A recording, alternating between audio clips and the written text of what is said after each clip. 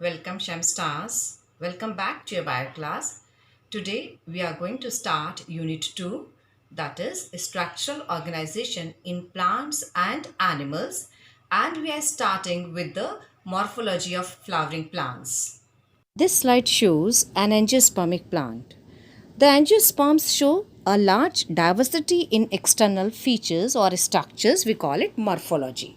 So this is what we are going to study in this chapter, that is morphology of flowering plants.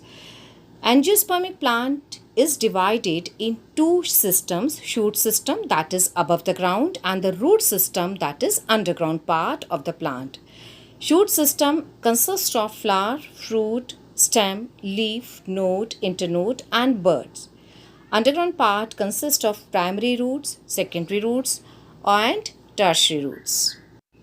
We are going to study all these different parts of a plant one by one, their structure, function and modifications. This slide shows two different types of roots, taproot and fibrous root. In dicot, taproots are found and it has the one main primary root which grows inside the soil, and actually this is the part of the radicle which elongates, and it bears lateral roots which we know as a secondary and tertiary roots. In monocot plants, the primary root is short-lived and it is replaced by a large number of roots. These roots originate from the base of the stem and constitute the fibrous root system, as we can see in the wheat, rice, etc. This slide shows different regions of the root. The root is covered at the bottom. You can see in the figure with the cap-like structure. We call it root cap. A few millimeters above the root cap is the region of meristematic activities. The cells of this region are very thin, very active, and with a dense cytoplasm. It means they keep on dividing.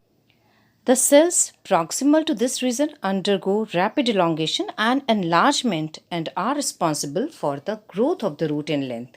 And this region is called the region of elongation. The cells of the elongation zone gradually differentiate and mature, hence this is known as the region of maturation. From this region, some of the epidermal cells form very fine and delicate thread-like structure. We call them root hairs. So root hairs are the modified form of epidermal cells and the functions of root hair to absorb water along with the minerals from the soil and fixes the plant in the soil.